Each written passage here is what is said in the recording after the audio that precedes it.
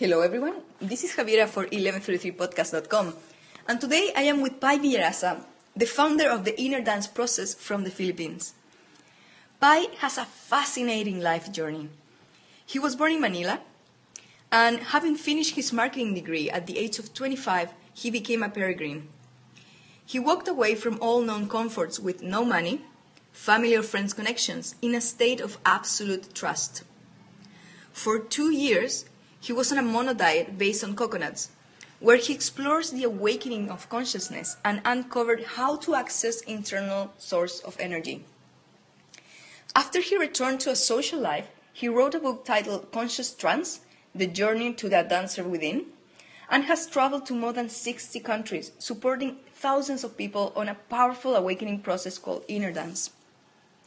So I want to say that myself, I have experienced these workshops and they are always transformational and deeply powerful. It is for me, I'm really excited to bring Pai into 1133 podcast and to share a little bit of his immense knowledge on the awakening process and consciousness and human beings. So, Pai, it is so good to reconnect with you today. And I guess how I would like to start is to know where you're at. That's a great question, Javi. Well, I'm doing a lot of assimilation work. Like, you're gonna love it, more or less. Like, I feel like I'm eating the world, and the world is all information, and it seems to just come together into me. Like a lot of things that I took up in college, because I used to be in marketing, right? So I'm looking at a lot of communications models, which is really what inner dance and spirituality is about. So it's helping me to understand even the non-spiritual parts as all part of the same spiritual mind. Like I feel like everything's just talking to me right now, and it's coming together. So just one big aha moment. And is there anything that is coming to your awareness that is grabbing your attention the most? Sure. Well, I think part of that might be for you, like, because you're talking to so many amazing people, right? And you're with them every day. Like, what is going to be unique coursing through the inner dance experience? So for me, that's really what it's about, because I feel like every single person has their own vision statement. You know, like when an artist has an exhibit, like in a museum or an art show, they need to have this thing that binds all the work together, and it's called the artist statement. So I think the work that we do, even what you do with these podcasts and what I do with Inner Dance, is we're bringing out the vision statement, whether it be the teacher statement or the healer statement in people. So I feel like I'm more in an impersonal way around this work, where I'm sensing not so much my statement, but like the inner dance within everything statement. And I'd like to forward, let's say, a very clear proposal to the world on what does it exactly do? You know, what is it for? And then how does it come into application in the real world?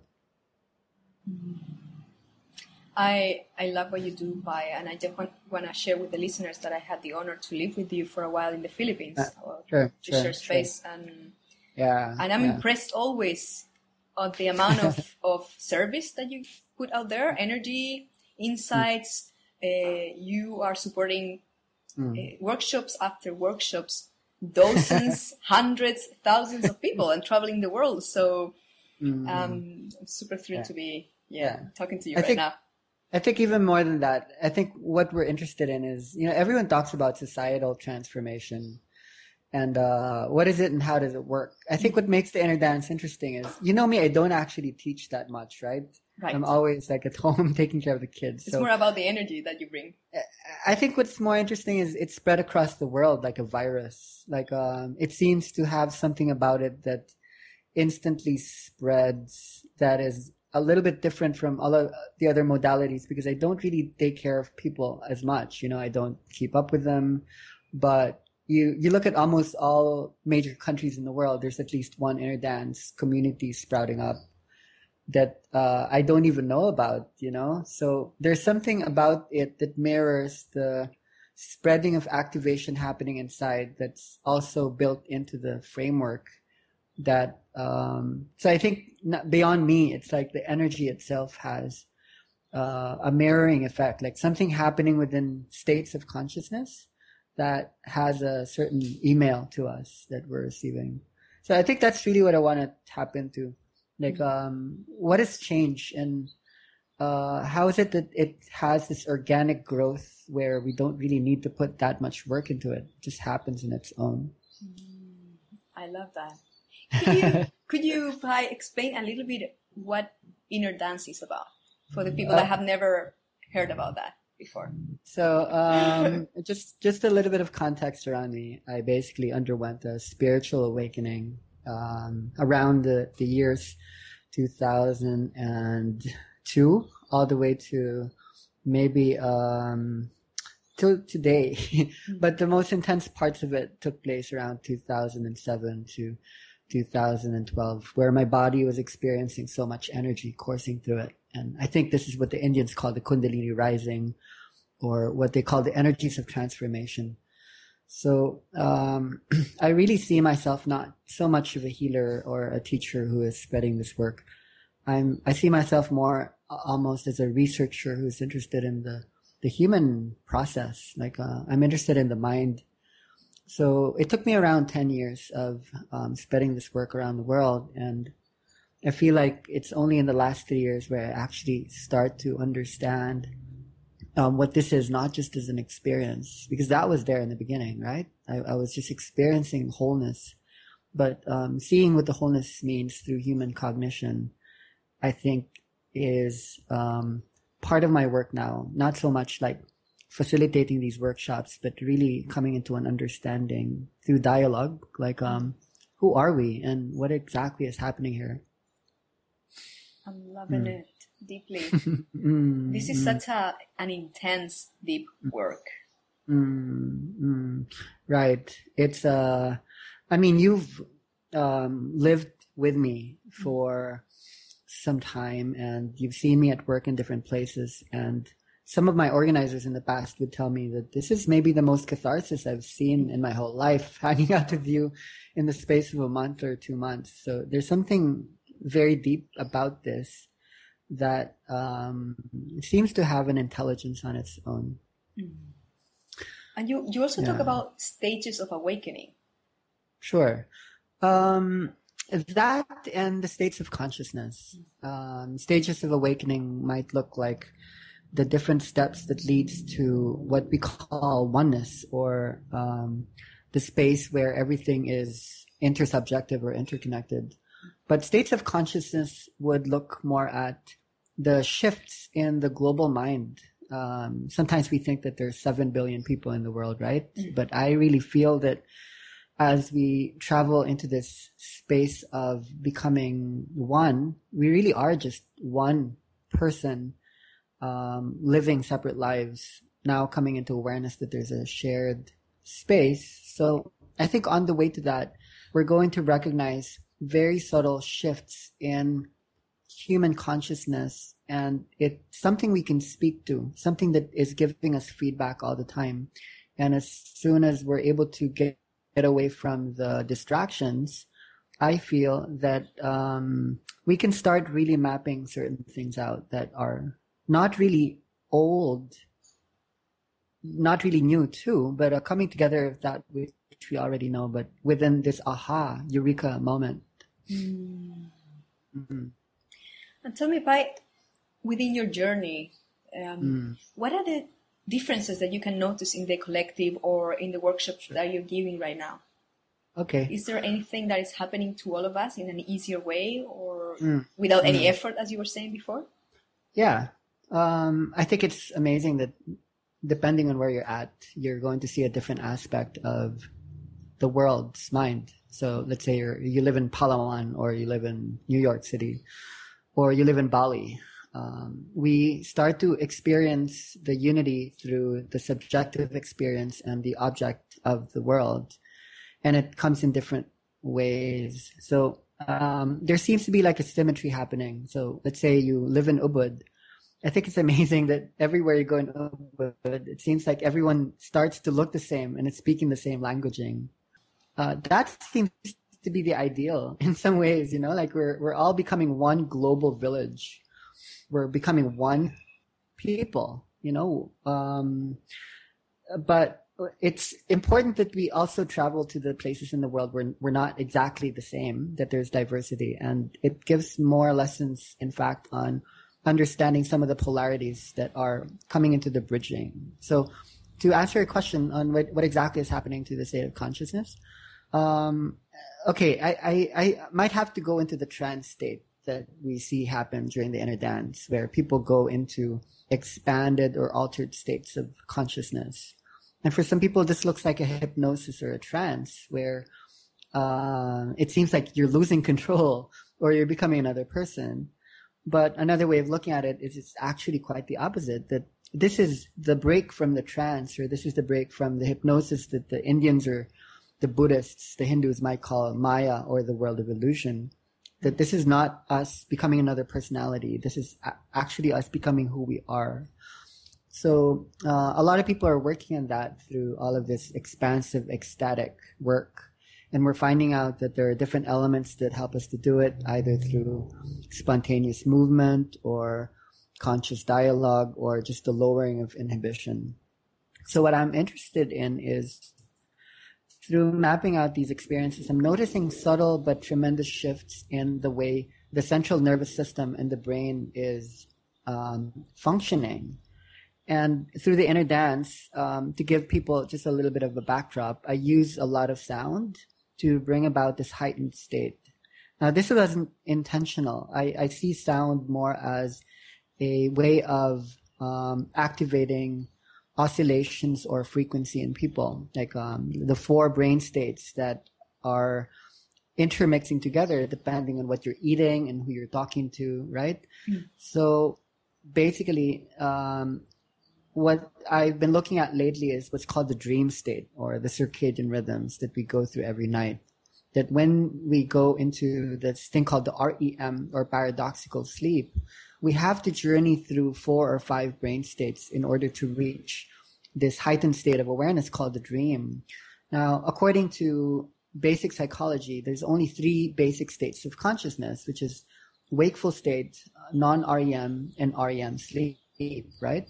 So it's interesting when you look at the lucid dream, what you're talking about is something previously uncharted in the normal sense, because it's not mentioned. This is called wakeful REM. So I think neurologists and psychologists have been tracking what exactly makes it different. So they're finding out that there are certain centers in the brain called the dorsolateral prefrontal cortex. This is like the executive governor, the planner, the thinker. It shuts down during dream state through muscular paralysis, so that we don't really have any inhibitions and we become free. It's also what allows us to access the expanded states of being and seeing and non-doing. Well, what's interesting with the inner dance is it seems to work on lucid dreaming, but it seems to have broken a certain part in the brain's normal way of functioning through this mysterious, spontaneous movement. That if you look at the historical awakening experience, people actually start experiencing energy coursing through their body through what you call kriyas, or spontaneous release, or spontaneous crying, or suddenly speaking in tongues or seeing visions. I think what's amazing, Javi, is we're seeing shifts in human consciousness, especially through the doorway of the brain, the spiritual doorways of the brain. So I've been tracking this for quite some time. I have been observing people go into heightened states. And in the beginning, this is something that came automatically because my body was experiencing a lot of energy through this Kundalini rising experience that I had when I was living in coconuts, or when I was living on an island alone as a hermit. So basically, I was very interested in the questions, why is this happening, really? It took me around 10 years to really understand what it is. So here's the gist of it. I think that basically human beings are on the brink of experiencing another level of human consciousness. So when you look at basic psychology, it basically tracks that there are 3 states of consciousness, those being wakeful state, non-REM, and REM sleep. So a lot of these have to do with brainwaves. So I've been tracking this because the inner dance is basically a journey into 4 or 5 brain states, the delta, theta, alpha, beta, gamma states. And using sound as a way to oscillate those frequencies, we basically take people into what's called the paradoxical sleep or the dream state, where the body needs to be in a state of muscular paralysis or non-inhibition. A lot of this falls around neurological networks or semantic networks, where we need to shut down a certain part of your body, which is controlled by the boss. It's called the dorsolateral prefrontal cortex. That's what you need to do to go to the dream state. So it's paradoxical sleep, and it's very interesting, the state of flow. It's quite polar, where the mind needs to work on a beta or gamma state, where the oscillations are happening in a very, very fast way, like very vibratory. But the body needs to be non-inhibited. So the body needs to be oscillating around delta or theta waves, meaning it can't really be in a defensive mode. So when you look at the 3 states of consciousness that psychologists are looking at, you have to wonder, okay, what about lucid dreaming?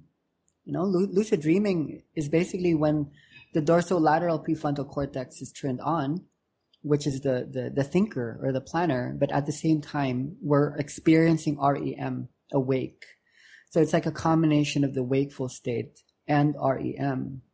So what I see happening around places like Bali and anywhere in the world where a lot of spiritual work is happening, I feel that we're starting to tap into the lucid dreaming one step up, where when you look at especially ways in which people are accessing body wisdom, especially through things like inner dance and so on and so forth, like, the breath work, this holotropic breathing, we seem to be breaking something very specific that is related to the pain avoidance cycle.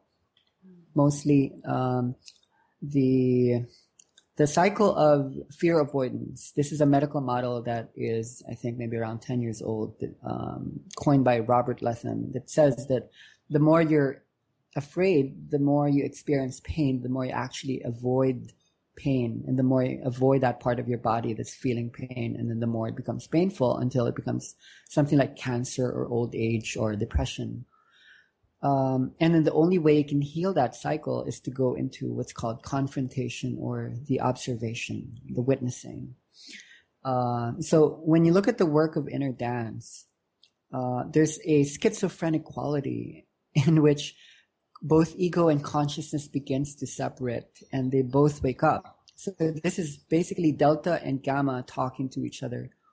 Do you understand? Like, we're using music and we're using ways of holding people so that they can both have a conversation together. Mm. And the way we observe it, the body starts to stimulate itself in a very, very intense way that has certain outcomes. Number one is they start to experience time in a different way, very similar to how some people might experience a psychedelic journey or the near-death experience. In fact, when you study the neurology of it, it's exactly the same states, whether it be an ayahuasca experience or a life review, when the people experience after they die, and some people come back and they share that. The spiritual awakening is in fact the same. So I feel that if we're able to track this, Javi, I feel like all the more we can speak to doctors and teachers, which is what we've been doing here in Asia. We've been working with educators, and we've been working with medical practitioners on the question, like, how does this apply? So if I was to give advice on this to healers and energy workers out there, I would suggest that we work a lot more on what's called the autonomic nervous system.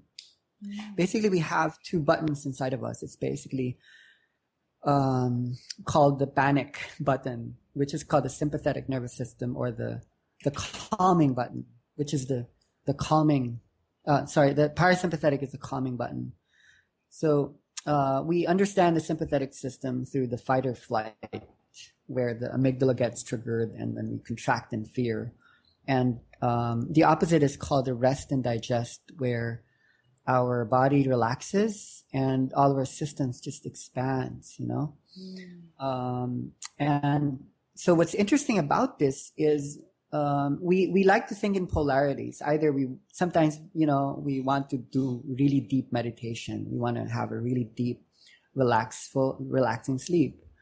But at other times, we want to just go to a party. We want to have a sexual experience with the entire universe, and we want to interact with it through total engagement.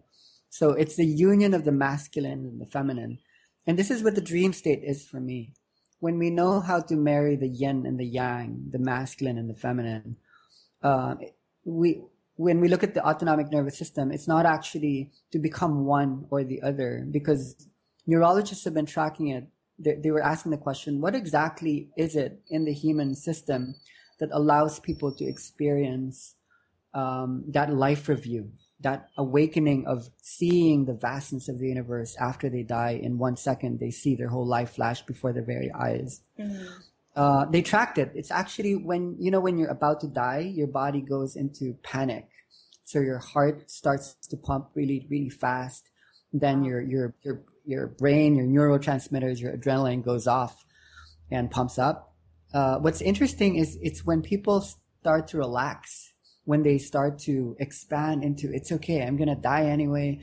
It's when you intermix both the sympathetic and the parasympathetic, that's when the spiritual awakening happens. It's like your body needs to be in delta or theta in order to hold so much gamma, the kundalini energy coursing through us. It's when you know how to mix those up, that's when you go into this expanded flow state. Wow.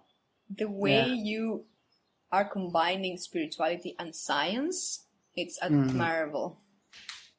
Like I have almost nothing to say by it. It's like I just keep bringing all this knowledge forward. Happy to be here for you. Yeah, this is just 1% of it. I could just go on and on for months and not stop talking. But maybe this is how the world might understand it so well. Seeing that yoga, for example, is one of the most explosive openings into spirituality in the world, right? Yes. All these yoga studios around the world. So one way to look at the sympathetic nervous system is when you do yoga, that's basically the sympathetic. You're pumping up your body, your neurotransmitters, dopamine, cortisol, noradrenaline. It's just spreading across your body. And what you're doing is you're engaging not just your life force or your prana, you're actually engaging your fear.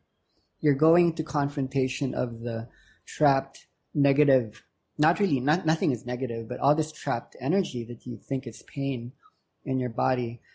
What I'm interested in is the last position of the yoga practice, right? What's it called? Shavasana, if I'm not wrong? Yes. It's called the Shavasana. That's called the parasympathetic, where you go into the rest and digest. So I think that, and I'm observing this, when yoga teachers start to spend more time in Shavasana with their class, that's when these heightened states actually come about. Because when you compare it to the inner dance class, how does it start? We start lying down. Yeah, it starts with the Shavasana. So the Kundalini is the parasympathetic in many ways. It's just that our mind kind of gets in the way. So when I start to experience these yoga teachers who use music to awaken the parasympathetic, it's the insight there is it's basically saying, of your fear. There was nothing wrong with your pain. It's just that when you expand, you don't experience it as pain anymore. It's now called power or wisdom. It spreads across the body. And then because we're not fighting it anymore, we're not in defensive mode, what happens is we assimilate wisdom and we have this one big aha moment. Like it comes as a vision, or it comes as this subconscious way of understanding, not subconscious, but super conscious way of seeing everything, So that could be very simple. And it's amazing how we're in the Philippines, we've been talking to doctors and we've been dialoguing with teachers on what does the new curriculum in the school look like, or what does the new medical protocol look like when we treat cancer or depression or cardiovascular problems or algebra, subject verb conjugations or quadratic equations. What does it look like when we're able to access the brain in a much more expanded way through this knowledge? And it's really working. It's just amazing. And this is something that I've been hearing over and over again, which is the word embracing. And it's the same thing that you're saying now, is allowing. It's confronting that we have been avoiding for so long. And I'm impressed that this works at an emotional level, at a spiritual level, and at a physical level as well. Yeah, it's all over, isn't it? Because we're hiding it. It's a tricky thing, because even as we go for our awakening experience, we can't help but realize that as we're motivated to do what seems to be expandedly good for us, we're also doing quite the opposite. We're hiding a part of us that doesn't really want to come into vulnerability or honesty. So the mind doesn't see it all the time.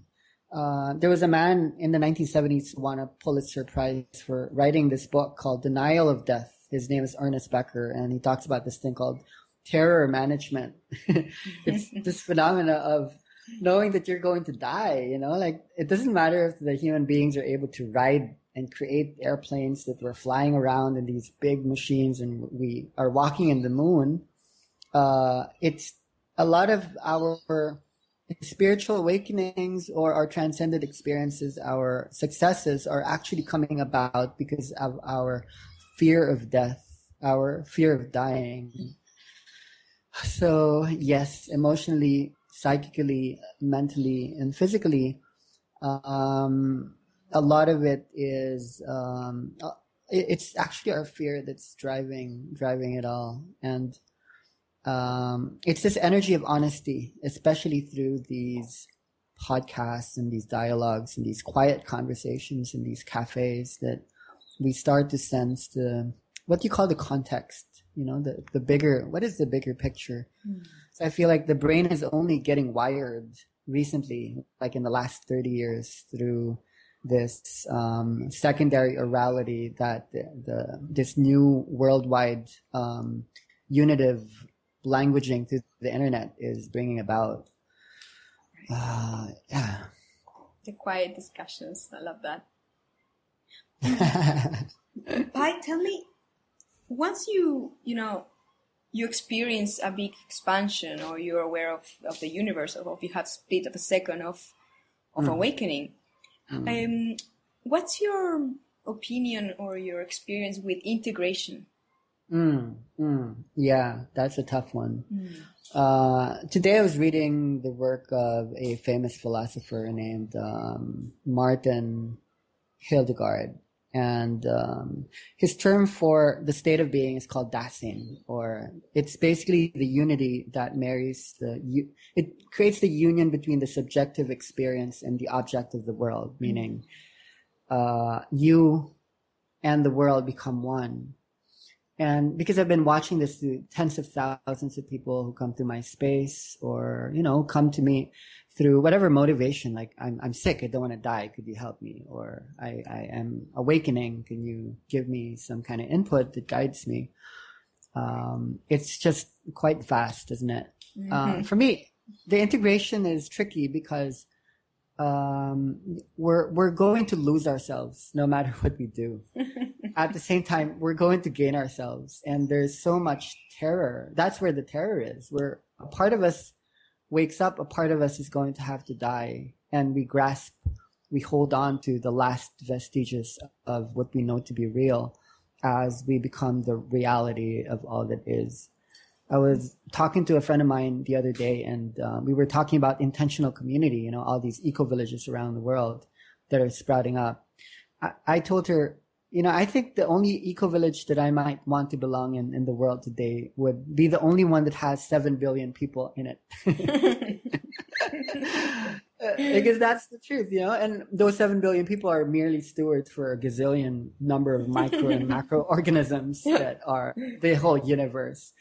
And so I think everyone's terrified of the fact that we're really just one. Everything is just one family and one tribe. And there's such a resistance to becoming that. So the integration for me is this infinite, forever way of becoming this awakening of consciousness. And in the past, we were more comfortable with calling consciousness God or the universe. I feel that when anyone says, I am awakening, I don't really understand that, because that's really your name or your ego talking. Mm-hmm. For me, the true awakening is God is awakening in you. And our version of God and universe within is called consciousness, which is what this new cosmology and this new quantum physics is telling us, that everything is omnipresent everywhere. So integration then very often doesn't look like integration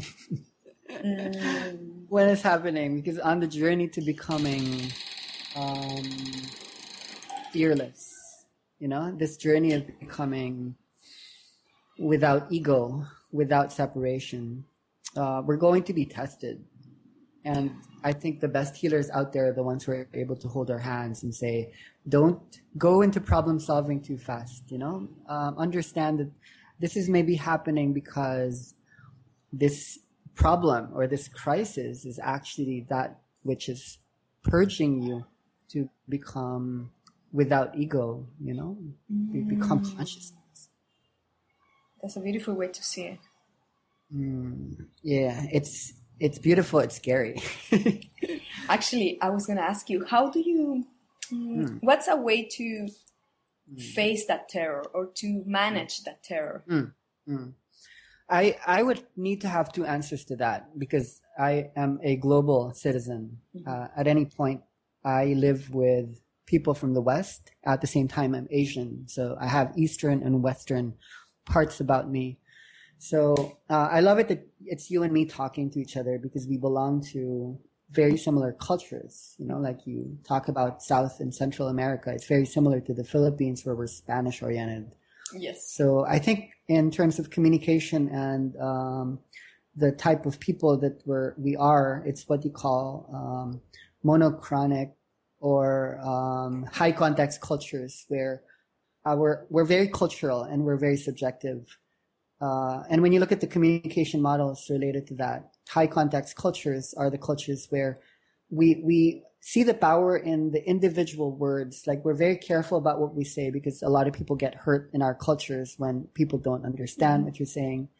It's so very community based, right? But at the same time, we don't really explain ourselves that much. We feel like our cultures kind of explain it. So we're very non-confrontational.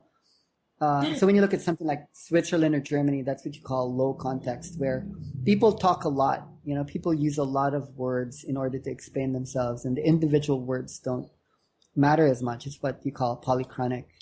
So I think that the awakening experience for either side, either cultural context, is different.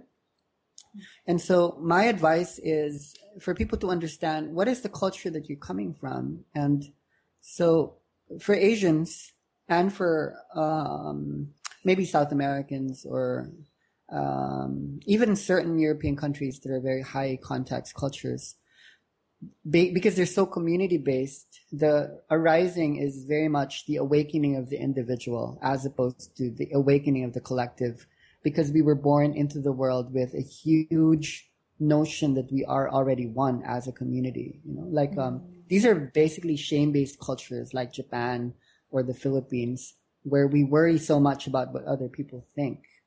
Now, when you look at low context cultures like America or like some of the more progressive nations, people are now wanting to go into spiritual work because they're too individualized and they long for a sense of tribe or a sense of universality. So the inroads are quite different, but what holds them together is basically context. It's still that word. For me, any kind of problem or crisis, depression or ignorance that arises is because we lost the context. We lost the point. You know, why are you here? Why are you in your body? Why did you choose your parents? Why are you experiencing exactly what you're experiencing? They lost it. They're doing exactly what they're doing because everyone else is doing it, or it makes more money, and it's causing a lot of energy maintenance that's leading to suffering. So healing and the spiritual awakening is really talking about the larger context, not just this context of subjectivity or ego or culture, but what is the context, which is also the word for meaning. I think that's what people are looking for. What does it mean, you know? Not just as a cognitive thing, but to really experience it and feel it and really embody it. Like, I understand, you know, the ecstasy of really understanding. Because a lot of people are going into spiritual work, in fact, to avoid understanding. It's to go out of the mind. It's to experience the unitive state as an experience, but to meet experience with total cognition, you know, like, you know, I know now. That's the life review. That for me is the best. So yeah, if we could box context, you know, bring it about, understand the framework upon which it comes about. And for me, there's really just one universal tool that I've seen work more than any other tool there is, which is called trust. I think that a lot of suffering in the world is happening because we live in a doubt-based society, and people are just so disconnected, and they don't know the science and art and spirit that allows trust to bring context about. And when we are able to sit down with a person that we trust or who trusts us, it's almost like the wisdom just unravels itself. And whatever it be, the knowledge that you picked up in school or the next thing that you read in Wikipedia or TED Talk or YouTube or the next movie that you see, it's like this universal languaging where every bit of information that comes to us, we receive it. It's like, oh, wow, I'm experiencing this. God is speaking to me and I understand. I understand what it means. For me, that is the goal, like the rediscovery of meaning. And to kind of put a circle around that, it's because we're so subjective that we lose the capacity to come into the larger picture. We really need to get the subjectivity out of the way as soon as we can, because we're so tired of being alone and not having the intimacy with the Big Bang, you know, like the black hole. What would that be like, to be intimate with everything, the good and the bad, the light and the dark, the left and the right, being all parts of the same thing? Sounds like something really, really big. And natural as well. Well, it's already happening. I mean, I envy you because you live right now in a place in the universe where there's so much of this happening. Like any given day, you see explosions of light happening in basic conversations. Like everywhere you look, people meet each other in the eye, and there's this recognition, I know you. You know, there's not that many places in the world where this is happening. And every time I go to Ubud, every time I meet people there, it gives me hope because, wow, we're quite close. We're modeling the highly evolved society that is a dream called the Garden of Eden or the Elysian Fields or Shambhala that was written about. It's actually happening. Like, this is not somewhere out there. It's happening right now. This is heaven. Heaven is always here, and we can activate it through choice, through illumination. I want to ask you something really simple. And it seems like obvious, but how do we cultivate trust? How do we trust? Okay, yeah, that's a chicken and egg. Trust's partner is intuition. Because trust is weird. Trust is like, I understand, but I don't understand, right? That's what trust is. Like, I'm going to trust this because I don't understand it, but there's a part of me that understands it.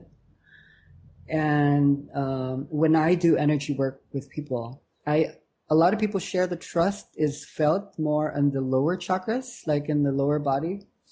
So it seems to be trapped. I'm tracking it somewhere in the sympathetic system. It seems to be contracting the body in a certain way. And when trust normally when the opposite of trust is doubt or attachment. You know, when you do this energy process and the Kundalini rises, there's this thing about the back, where it begins to break. Mm-hmm. People start to do that bridge, or they experience this cathartic waves, and they're either crying or not, but there's these cathartic waves. I mean, you know what we're talking about. Yes. It's a universal phenomenon happening in energy work. For me, that is the energy of doubt or attachment coming into trust.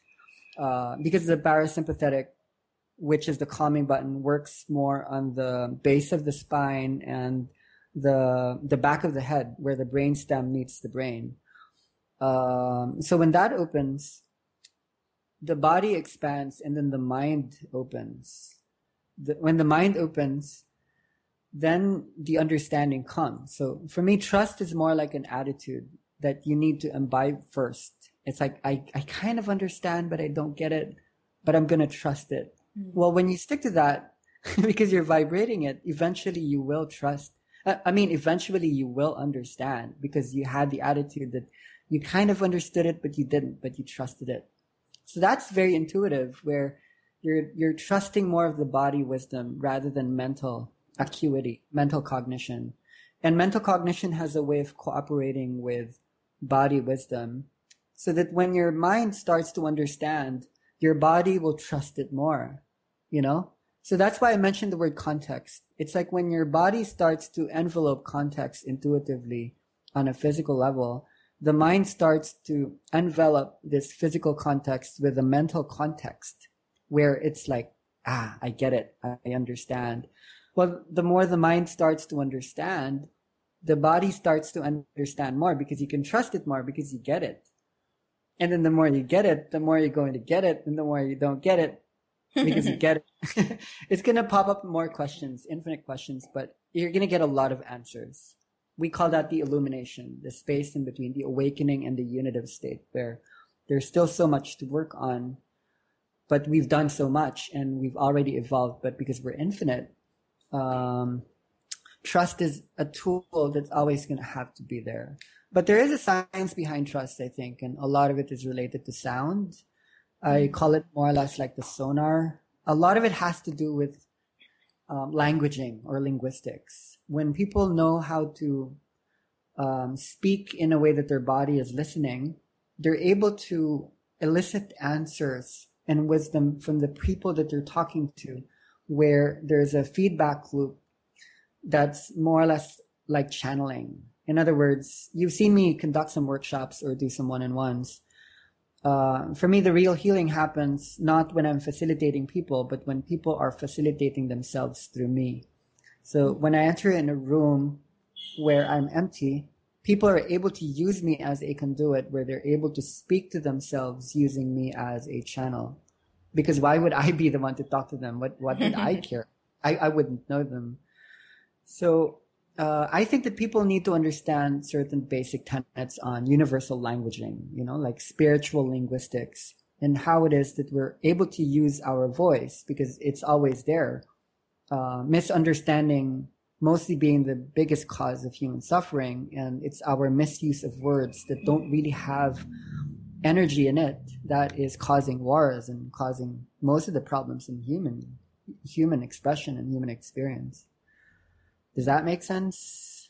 It does. You mean like you refer to a misunderstanding of words, for example, or that our intentions are not in alignment with what we say? Yeah. It's also that, the languaging is a tool, but yes, like, like Marshall McLuhan said, the medium is the message. But one of the things that he said in communications theory is the user is actually the message. So that when you're talking to someone, it's not actually what you're saying that's important. Your actual message is you, like you are your message. So what we're seeing here in universal languaging is that the one who is speaking, the channel by which they're sending the sound the message that they're saying and the person receiving it are actually one and the same thing. That we're one living organism talking to each other to establish the wisdom of the ages. And we become one. Like right now, it's like who's talking? Like, is it Javi? Is it Pi? Where are they getting the words? That's a great question. What is, yes. Yeah. Who is speaking? So it's the shared space. It's that space in between the Vesica Pisces, when two circles merge, and then there's that thing in the middle that looks like the human eye, or the leaf, which is also the Mayan glyph for zero. It's like the space of non-resistance and non-judgment and non-duality and non-attachment.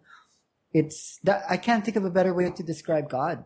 Like it's not Javi, it's not Pi, it's both of them, which means it's everyone as well. Yes. Yeah. I'm excited about this. It's so good. It's amazing. Yeah, it's so good. It's so good. It's insanity. It's the best insanity. It's like, why is it so complicated? It's also simple, isn't it? Yeah. The question that comes to me, that I can perceive is, there are so many that are looking for healing and they are looking for awakening. So the question is, what's the easiest way to go through both? It's the easiest is the hardest, and the hardest is going to be the easiest, isn't it? Because when you look at what you're doing now, you've been in 5 days in Coconuts? More or 6 less, days, yes. 4 days. Yeah. So when you think about it, it's like you're working hard at it. And for a lot of people who are in the normal way of living, that sounds like that's going to be hard. That's like the worst idea. I can't. It doesn't sound easy normally, but when you're in it, it sounds like this is the easiest thing because I'm not doing anything. It's a space of non-doing, which is closer to a space of being. So you see what I'm getting at? It's like we're just supposed to let go of that which we think we require to make us happy and to bring us into a state of joy, which is always 10 steps ahead of us and never arrives. And you look at what you're doing, you just merely stopped. So that's pure parasympathetic, because the parasympathetic system is when you go into the rest and digest, and you start to relax your muscles.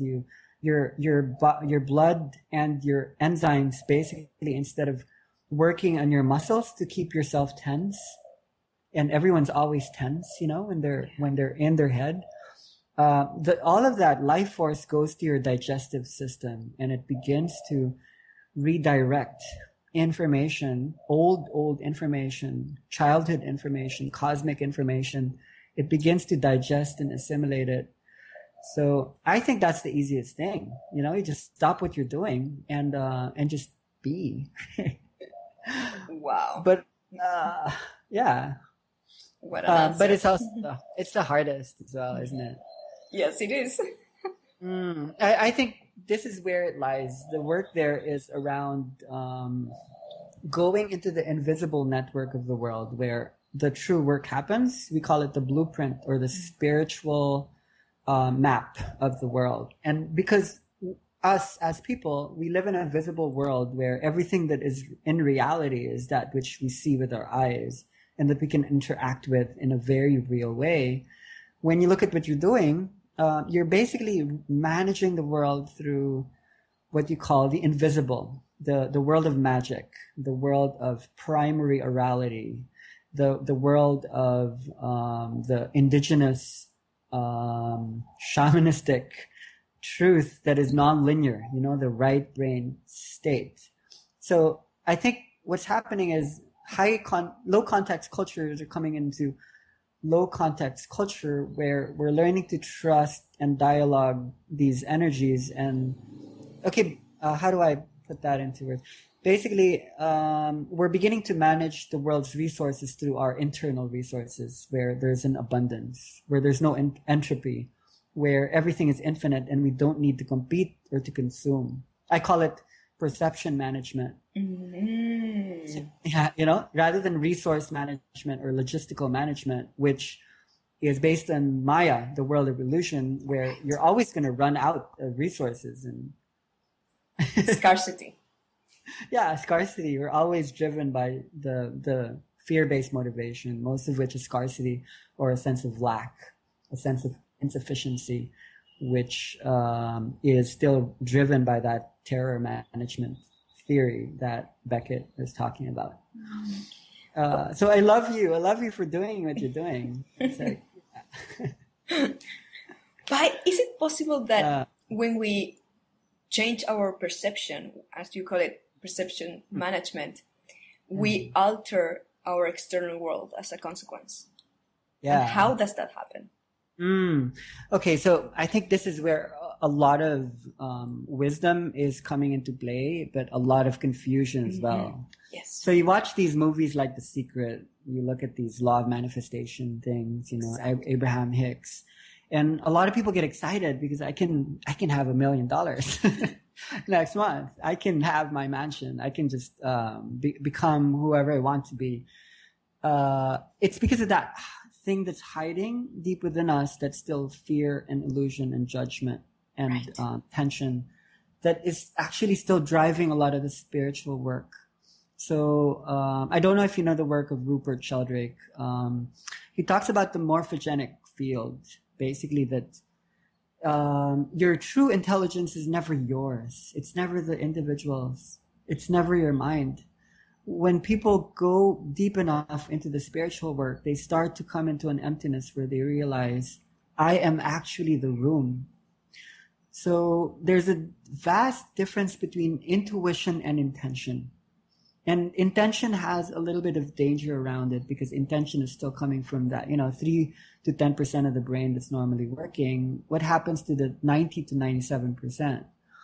So when you become more sensitive or sensitized to the energy field that is so much bigger than your energy bubble that you think wraps around your body, what happens is you start to let go of control, and the thing that takes over is the room that is really called the universe. So the universe starts to think for you because that's really who you are. So you get out of the way. It doesn't mean you stop thinking. There's a difference between observation and thinking. But so I believe that the manifestation really works. But the thing is, we have to start cooperating with the actual nature of mind, which knows it so much more than anything our brains and our minds could ever hold. No matter how much ayahuasca and magic mushrooms and low latent inhibition drivers and the human conditioning is really, really deep. This is what you call the injunctions and drivers, these subliminal messages that were planted into us when we were young. So the opposite of an injunction is a permission, or the opposite of a driver is an allower. So, for example, don't think, don't be happy. You don't deserve anything. These are injunctions. These are drivers. And a lot of people are living very seemingly successful lives because they are coping with these identifications, these very old pain that was planted to them at a very young age when they still couldn't defend themselves from this shame or guilt that was being exposed to their energetic bodies. So vulnerability, authenticity, or the energy of honesty, I think, really starting with the simple fact that we don't really know anything, which then makes enough space for us to realize that everything is known. And then we make space for that. And then number two, that yes, we are afraid because it's called magnetism. Even a rock has the energy of fear in it. Fear is that which binds all form together. The energy of the masculine is that which binds flow, the energy of the feminine, ever since the Big Bang. And all the other universes that ever existed have these dualities. How do we come into an honesty that, yes, I am afraid?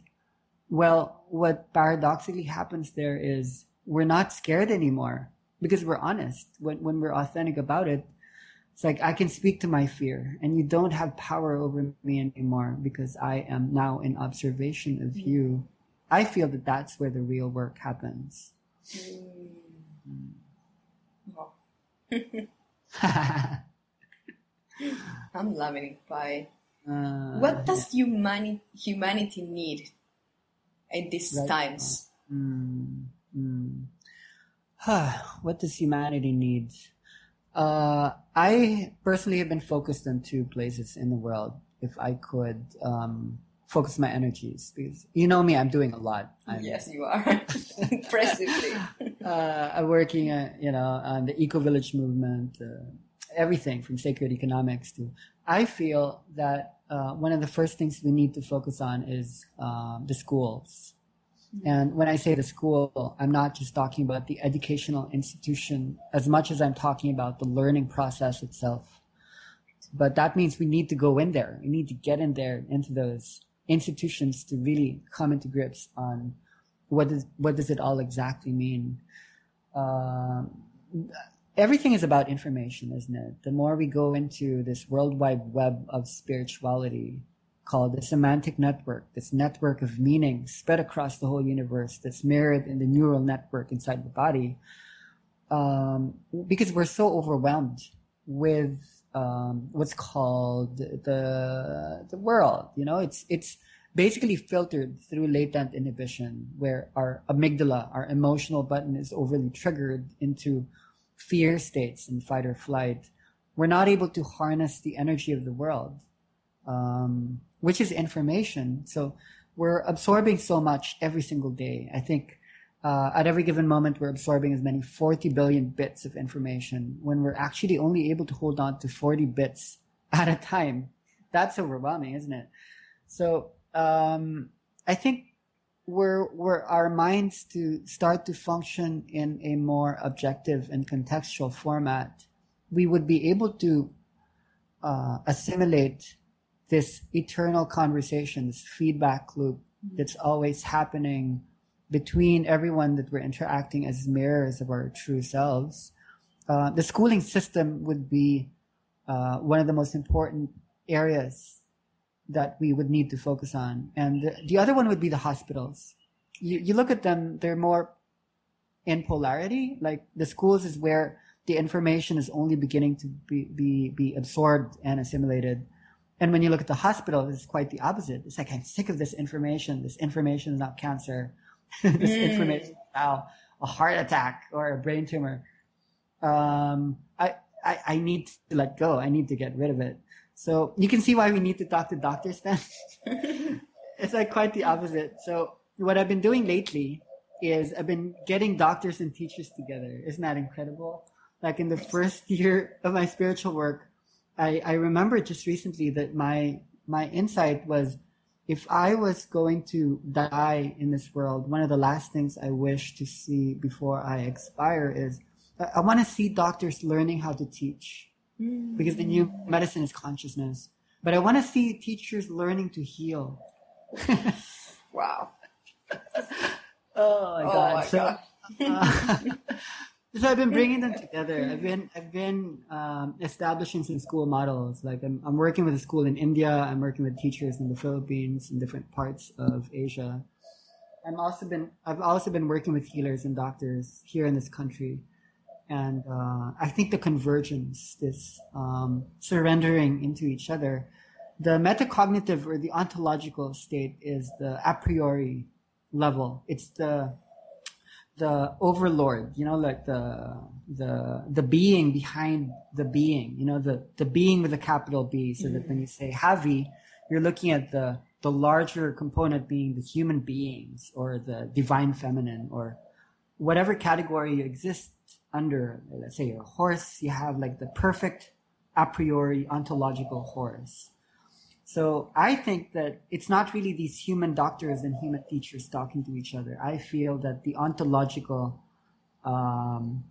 medicine and the ontological education, learning and healing unto itself, is coming together, and they're learning to see the symmetry between them. And then it's just a matter of time before we bring in like sacred economics. Where does permaculture set in? Where does the eco-village framework set in? Where does systems of spiritual governance set in? So we understand this as the chakra systems, or the different dimensionalities of the human experience, which you might see when you look at the seed of life, which are those 7 circles coming together, or is it 19 circles in the flower of life?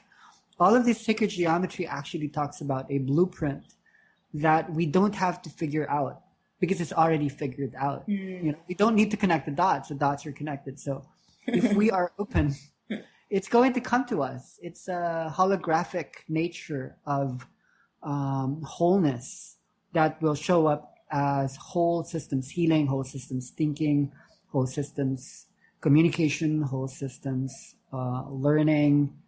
All of those are the institutions that we think are real, that looks like City Hall, or looks like a hospital, looks like a university, but are actually dimensions that are part of a very deep and larger blueprint we call the soul. Wow. There's a question that comes to me that I'm like even considering to ask or not. I think it's kind of big, but I'm just going to throw it out there. Go. Let's see what happens. Where? Okay, we're ready. So what is the difference between the holographic perception, I think you called it, or our natural state? Is there a difference at all? What do you mean by natural state? Just so I know. Or our, when we can call it like when we awaken to who we are, or our holographic external reality. Okay. So there's this irony, right? That we're awakening into the wise old woman and the wise old man. That is the metaphor for the, you know, like we're going to become Gandalf and Galadriel, the ascended masters. But isn't it ironic that the more you become like that, the more you become like the baby? So I feel that half the world seem to be born with a tendency to go into spirituality. A lot of these people are what you might call the highly sensitive, highly reactive beings, which shows up as shyness. You know, when people are shy, even culturally, there are cultures that are more shy than others. It's also definitive that these people are going to become like introverts, like artists or healers or people who go into service, as opposed to people who are more adjusted to the world. These are the shy beings, are the ones whose amygdala are very easily triggered, so that they're highly sensitive to the world. They cry more, or they're more emotionally unstable. Well, that's spirituality. These are people who are basically more sensitive to the holographic nature of the universe. And sometimes you would call these people autistic, bipolar, schizophrenic, multiple personality disorder. So the real term that we can use to encompass all of it is basically called low latent inhibition. And a lot of it is determined by the mesolimbic or rewards pathways. It depends on the dopamine cycle. The more you seem to accentuate this neurotransmitter in terms of attention, memory, motor functions, or emotions, we become very control oriented. We become addicted to this internal happiness drug that people have to get wired around when they're in their normal way of living. So there seem to be people who are born with a lot more dopamine going into the striatum, or the place in the brain that's activated through spontaneity or novelty, a sense of newness, this baby-like perception of the world where everything is like a white page with a blank slate. So for me, that's the holographic nature of the universe. And when you look at an autistic kid, for example, they can't shut that off. You know, they're sensing the 97% as opposed to the 3% that's very guarded and filtered in most human beings. So I basically don't see a difference. But I think that going back into high and low context cultures, when people go into spirituality, there is either the pathway to escape. In the beginning, a lot of the work is going to be to escape the old patterns and to escape the subjectivity, to escape the pain. And that's very necessary indeed. But the more you do that, the more you go into insightful and visionary states of perception where it feels like everything is starting to speak to you, where coincidences and synchronicities, serendipity is happening. So for me, holographic might be experienced as bliss, where that's a very physical experience, where the universe is embodied in what you call the physical. But for some people, they seem to be more wired to experience the holographic through the upper regions, the higher chakras, where they see it more as altered states, heightened, expanded states of awareness. That is very confrontational, very observant.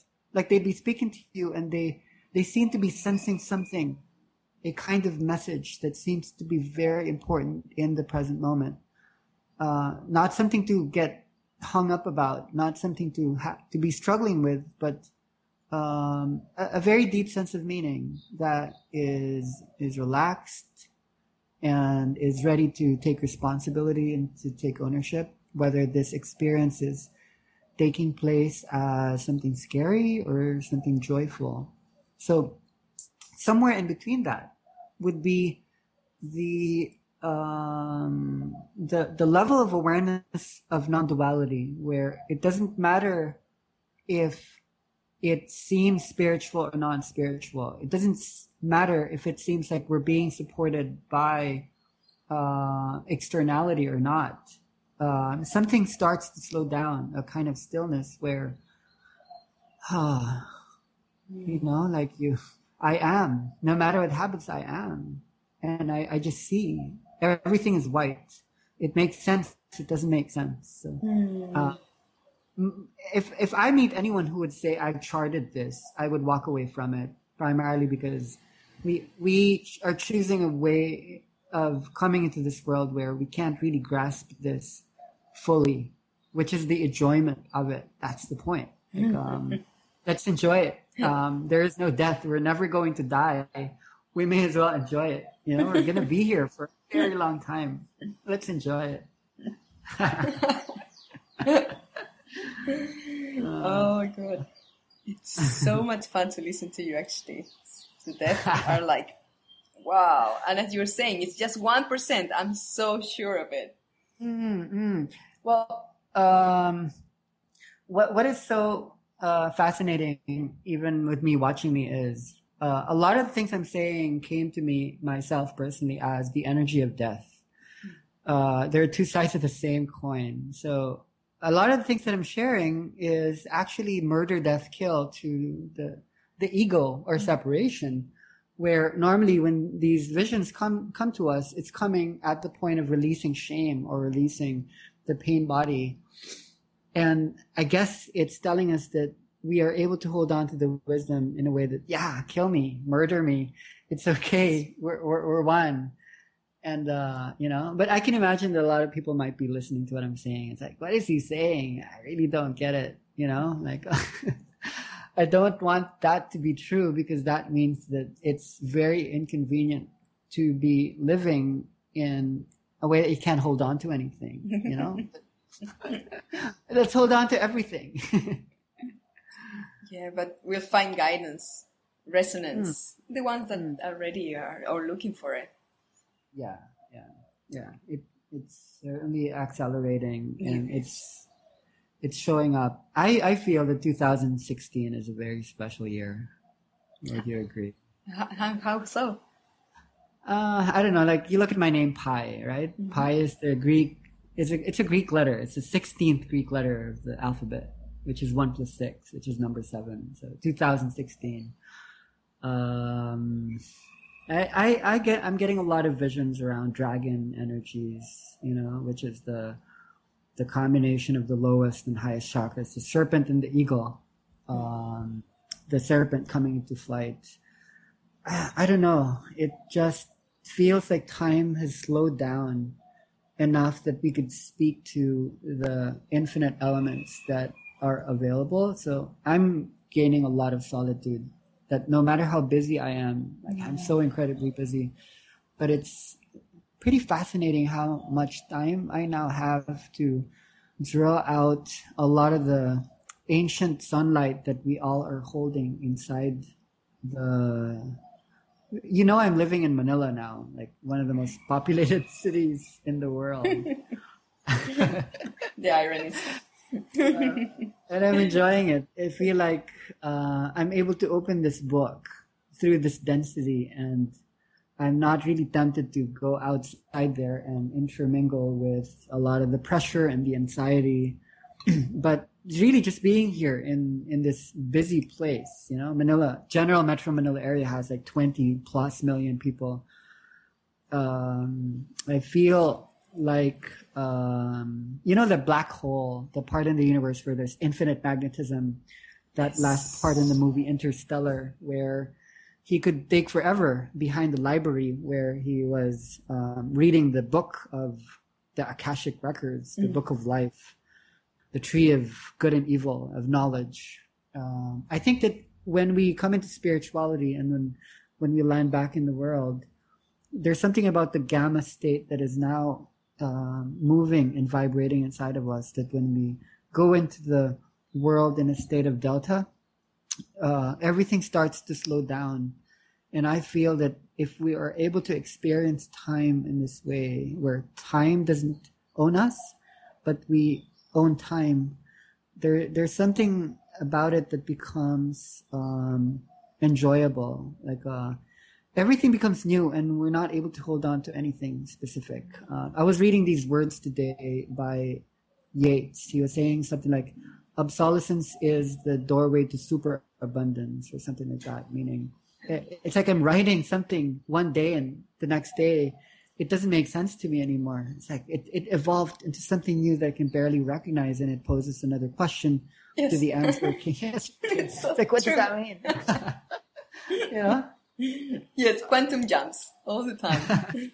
Yeah.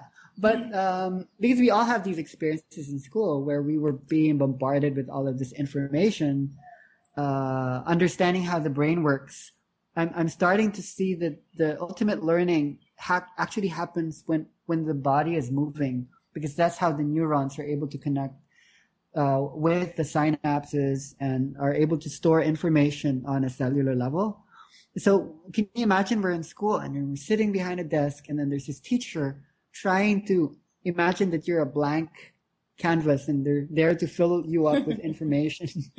But you already knew. We were so intuitive, and we forgot to dance. And so now there's something about the more spiritual we become, the more curious we are. It's like we're starting to have this communion with the world, this sexual consumptive encounter with the world, that it's not really in a destructive way anymore. It's like the thing that gives birth after that sexual encounter is the actual baby is insight. It's like we start to feed on self-understanding, that I'm not really my history anymore. We are the history of all that was. And the desire is to understand why we did this. Why did we create all of this? And where is it going? How do we reconstruct all of this mess to the paradise that we know is the ultimate purpose for having done it in the first place? So thus having the creativity and the courage, the wisdom and determination to rearrange all of these building blocks we call money or land, or what do I do today, or whatever, air. How do we deconstruct and then reconstruct everything that it starts to hold in a way that doesn't really break anymore, but is something that we can enjoy, that even no matter how it seems to shift left and right, we're not judging it, that this is what's coming to us, and I love it. I love it. I want to talk to it. I want to engage with it. Yeah. Oh, Pai, I think we're more or less on a time frame, speaking about time. Okay. I want to ask you one last question, though, which is, Sure. what's your vision? Right. Do you want to share that with us? Sure. What is my vision? Okay, I love this question.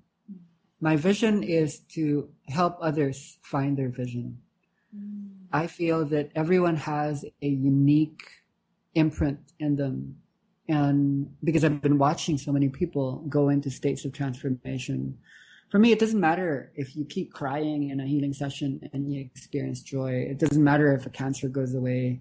It doesn't matter if you have multiple scoliosis and then that comes back to normal. What matters to me is an alignment of internally held information that you can almost hear it, a fulcrum turning in a place in the middle, or like a bing, like, yeah. That for me is the vision. And for me, I know that my pure enjoyment comes when I watch other people find their own.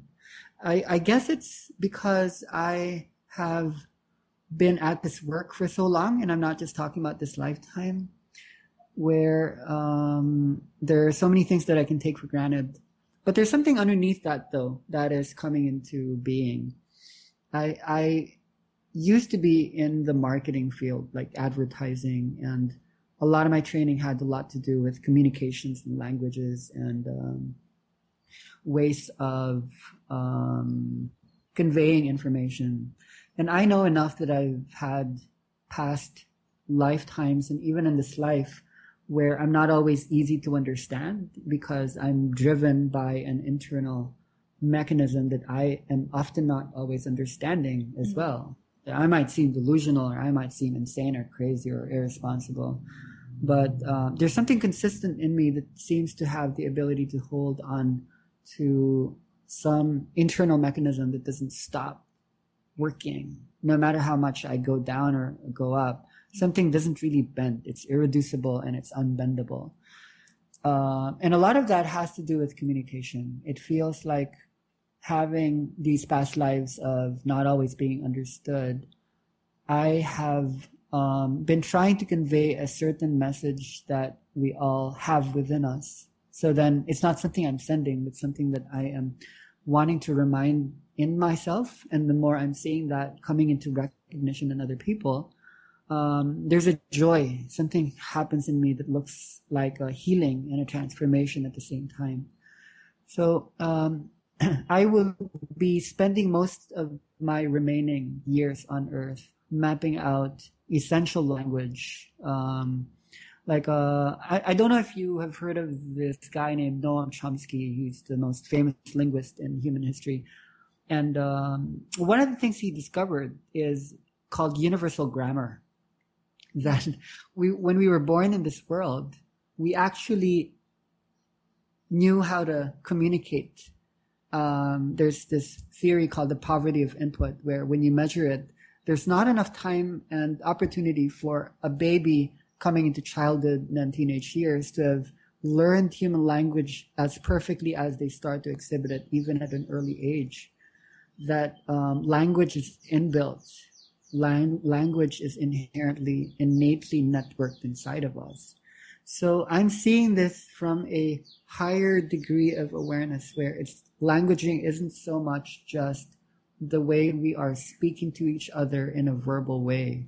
So I'm not even talking about secondary language, which is writing, which isn't even language. Like when you look at the work of Walter Ong and Marshall McLuhan, and the research out there, it's like 3,000 languages out there, only 78 have written languages there. So there's something destructive about the way we had to go into literacy, which is so much more left-brained and so much more linear. The way we stored information in the libraries, how can you read all of that? So with the advent of new media, this internal spiritual Google, this internal YouTube, TED Talk, podcasting that's happening all around the world, what I feel is happening is we're evolving into another way of accessing our internal and external experience of the information that is us. And I think we need to track this because the changes are happening so fast. And we like to think negatively about it, that there's no content. When you look at social media, there's no content. When you look at cable television, but we have to trust it because it's not just the languaging that's in it. It's also the content. We have to understand that there's an aspect of the universe that is self-organizing, that is wise, and that has the internal guidance mechanism that it's not really the human beings that are planning things out. And when human beings get out of the way by way of mindset, we become the divine creatures that starts to get into teamwork with the designer, the grand script writer that is, it isn't figuring it all out because time is an illusion. That's what they've said, even since the time of the Greek philosophers, pre-Socratic eras. So I think with the advent of this new media, this technology comes spiritual technology that goes hand in hand. We need to catch up with the spiritual technology that guides these companies, these corporations, along with the educational institutions and the medical systems, the governance, economics, to kind of match externally what is already networked from the semantic, neural, echoic, and auric network that is perfect. This holographic nature of universality, of singularity. How do we then work together? So languaging then not just as a tool, but as an ontological discipline, like going into ways of speaking to each other that we're not just interested in the surface meaning, but going into the deeper underlying meaning of what is being, who are we, and what does it all mean? Because that's what we lost, isn't it? We're just talking and That's the doing biggest question. Yes. Really, yeah. So how do we then have the normal conversations, but also takes into consideration the philosophical inquiry, you know? And that's what you're doing heavy, like through these podcasts. I'm so amazed at the work that's being done, especially through sound. So this is what they call secondary orality, that we used to be into oral tradition where we were able to live in the world of magic, and then literacy came, and then we had to let go of that. We became more linear and left-brained. But with the advent of this new accelerated evolution and progress into the global village that's all interconnected, what's actually happening is this thing called secondary orality, where, okay, this caps it, right? I'm loving every word. This caps it. This is reshaping the central nervous system, right? Get this. The shift from primary orality into literacy was the journey from the heart to the mind, or what you call the ear to the eye. Okay? We used to use sound a lot more when we conveyed information, but when we became more literal and literate, we became more visual. And when you become more visual, you're more judgmental, you're more contracted, you're more, like the world is more real. It's more like knowledge rather than wisdom-based. You become more stuck in the prefrontal cortex. We forgot to use the limbic system. We forgot to use the spiritual parts of the body, which is in the brainstem, and all of our neurons, our synapses weren't connected. So with the advent of new media, it's not the causality. It's actually just a manifestation or mirror of the spiritual awakening that's happening as well, having passed through the Enlightenment stages, the modernism, postmodernism, coming into this digi-modernism. Basically, that acceleration is going to happen so much faster and faster. So can you see what's happening? Like we shifted from the ear to the eye. And now we're going back to the ear, without losing our context that the eye has given us, which was the part of us that was able to hold on to progress. What you would have to look at the whole thing to make sense of this, how even oil and fossil fuels was able to hold complexity through economic systems. We also were able to do it through knowledge systems, you know? So I would love for spiritual beings out there who are walking around, undergoing healing work, to start encompassing this global history that is not just this epoch, but the vastness of the universe is speaking to us. How do we engage each other without separation? How do we embrace each other in a way that it's all meaningful? You know? So, yeah, exciting. Wow.